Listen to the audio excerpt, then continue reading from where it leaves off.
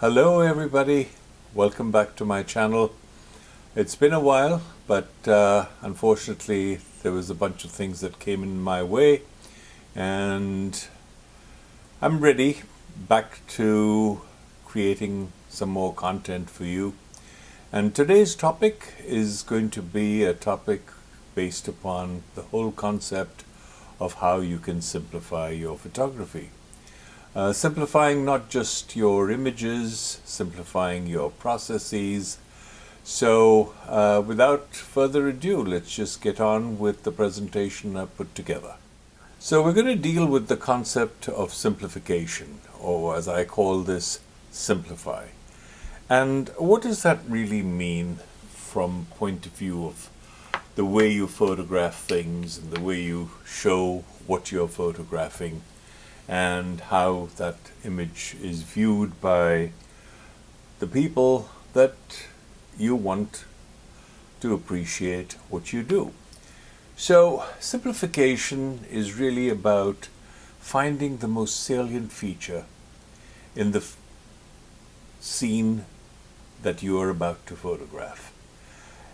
It's all about taking out distractions, anything that's meaningless, and putting the rest of it into context. Now you can remove or crop anything that's going to compete for attention, but really the most important thing is that you've got to do this in camera as much as possible. And of course in post-processing you can augment all the elements that we're going to discuss, but really it all boils down to the whole concept of minimalism. It's simplification equals minimalism. It's really a composition that's keeping what's necessary, the information that is valid, the concept of the actor on the stage, the actor that is the most viable, the most important feature of the play. The rest is really supportive, and sometimes it is good to have, and sometimes it is important to eliminate. So what we're really dealing with is not just simplifying the image that you create, but also the way you photograph it, how you approach that photograph. Simplification is a state when you're ready to shoot at a moment's notice, without any encumbrances, without any worrying about what lens, what settings, what features should I be using. It's really a simplification of your thought process, the simplification of the equipment that you use, and combining all of those to produce an image that is just so representative of your intent. It's a process that has no obstacles. So Ansel Adams really said it in the most succinct way. He said any photographer worth his or her salt could make some beautiful images with pinhole cameras, the most simplest of equipment that you could have. So really what I'm trying to say here is, not only is it the process of creating the image in the most simplistic way, but it's also using your equipment in the most simplistic way. And what I mean by that is, stop worrying about your gear. Stop worrying about whether you have this lens or that lens, or a camera that's full frame or medium format, or is it a micro four thirds camera, or is it what? I mean, it doesn't matter. What really matters is, do you have the equipment to produce what you visualize? So pick the lens that most suits you. And what is the lens that most suits you? It's the lens that is representing or will represent your field of view, your vision. And in our human eyes, the way we see things, a lens in the focal length of 35 millimeters to 50 millimeters would be ideal. But pick a good lens. Pick a lens that is optically good. And also, don't keep the concept of fast versus slow aside. Make sure that your lens is at least a 2.8 so you can achieve the kind of softness in the background that we're trying to look for when we're working on simplification. And now the most important thing, put the rest of your toys away. Put them away. You can get back to them later. Once you have validated with yourself the fact that simplification will make the most beautiful images, the rest of it will come. You might need a long lens tomorrow. You might need a faster lens tomorrow. You might want to do something else, and that requires a lens that will let you do macro photography or whatever it is. But for now, start simple. Get creative, right? Get creative. Use what you have to its maximum. So, in this process, one of the things that I want to mention is, I do love manual. I mean, I shoot a lot in manual mode. But if you want to do simple photography, use aperture priority. It gives you the option of what is it that you want in and what is it that you want out of focus. How deep do you want your depth of field to be, or how shallow do you want it to be? Now, if you shoot wide open, of course, it's going to give you that opportunity of blurring out your background. And blurring out your background is simplifying your image because the background is not going to come into play. The primary subject is all that the viewer is going to look at. So, wide apertures will simplify. They will allow you for faster shutter speeds. That will give you less motion blur, less camera shake, etc., etc., etc.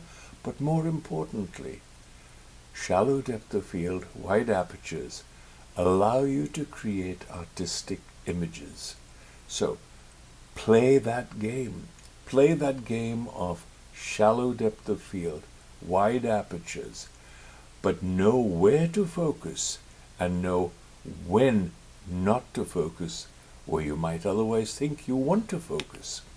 So with that, let me say that the concept of aperture priority will also help you with a few other things. It'll free you from thinking about shutter speed. It'll free you from thinking about ISO. All you will need to do is control the look. Understand what it is that you're going to show the viewer. How is it that you're going to show it to them? What is it that is important in the frame? And what is it that you can dissolve or dilute into the background without any reference to what might otherwise compete with your image? Now, of course, if you have all of this, you really don't have to worry, because when you see something, all you do is click and you have the image. We talk about decisive moments, but decisive moments are moments that are not necessarily planned, but they are moments that you see. And if you see it and can photograph it, you capture that decisive moment. Unfortunately, what happens is we press the shutter a little too late. But if you're ready, you'll capture the image that is that decisive moment. So let me get on to the concepts that I was dealing with earlier. A lot of this really deals with simplification of not just what you photograph, simplification of the overall scene, simplification of the background. But more importantly, let's understand what it is that we're trying to do. We're trying to draw our viewers' attention to the primary actor. Every stage, every play, every book has a primary actor. That primary actor is where we want our attention to be focused on, where we want to draw attention to, where we are telling the story and with whom we are telling the story. We also have others, Of course, others are there. There are other actors secondary to the primary actor. There are people that are fillers. There are people that are supportive. They all are part of the scene, but not the primary actor. So if you were to focus in on the primary actor, you might be able to best portray your vision and your image. The rest, of course, are supportive and should play a supportive role. And in your photograph, that supported role is usually the background or the adjuncts to your primary actor. So let's just look at this image. The image on the left, to me, and hopefully to you too, has a lot of distractions. There's a lot of background clutter. You have, a reed that is cutting across the bird. You have reeds that are dominant in the image. And really, if you were to look at this image, yes, there is a blackbird. It is separated from the rest of the image because of its dark coloration and the red shoulders. But in the most part, it's confusing. It doesn't really tell a story. It doesn't really do very much. Now you look at the image on the right. There we have this same bird, not necessarily exactly the same bird, but the same red-winged blackbird. It's singing, it's on a reed, and there are no distractions. Is the wind blowing through its feathers and ruffling them on its wings? But you know what? That really adds to the story. It tells you where it is. It's in a windy situation. It's sitting on a cat o' nine tails, and it is singing. The background is not in any way obscuring the intent of the image. So that's what you're really looking for. Looking to eliminate any distraction any way you can. And then we have a situation like this. Here you have a chipmunk. It's doing something. It's definitely got a story to it. But there's a lot of other material in the image that really is playing no significant part. Now, could I just have waited a little bit? Of course, the chipmunk would have eaten whatever it's eating and then moved either forward or disappeared. If it had disappeared, I lost the image. But if it had moved forward, it would have moved into that fairly soft and blurred background. And I could have avoided the mergers that are taking place with its tail and to some extent its overall presence. Now in this case, I have this bird. It's well focused, it's well exposed, it's got a great expression, and it has a diagonal. It's pulling me from the left to the right. It's all very nice, and the depth of field is beautiful, so the background is all obscured, but there's no real impact. Now, in order to create impact, I want to confront this bird. If I was to just flip that image left to right, I create impact. I'm going to enter the frame from the left, and head on, I will meet the bird. That's what you want to do. This is a compositional component that also works very, very well for the concept of simplification. Simplify, but don't let impact dilute it. Now in this particular case, I have the sandhill crane that is, flying across. Is beautiful light, and what I want to do is to capture the motion, to capture the bird in its dynamic form. I don't want the background to interfere with it. So I will go in tight. I will try and fill the frame, but in so doing, I'm going to increase the magnification and thereby reduce the depth of field and blur the background out. We know that the bird is flying, we know that it is against a background that is lit by probably a rising or setting sun. In this case, it was a setting sun. But we have focused in on the bird and we're presenting the bird. We're not presenting the environment. There is a semblance of the environment, but we're not presenting the environment. In this particular case, we have action. We have a subject. Basically, it's two subjects, the horse and the rider, going across, but we are working on a process of simplification. We have some leading lines created by the waves, drawing you into the image. But by the same token, we're not expressing this with a lot of emphasis on the splashing of the feet in the water. We're not emphasizing anything more than just the subject.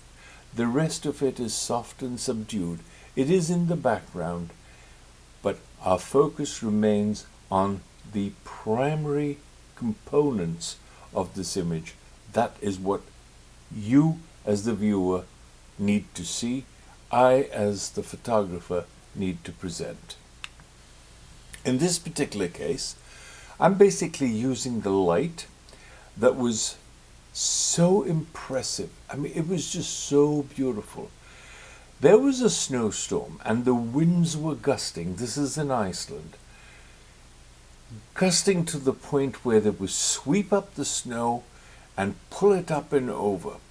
And there was an Icelandic horse walking across this field. I stopped and I was able to capture this.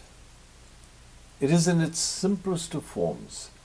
The horse is not the primary element over here. It's just supportive.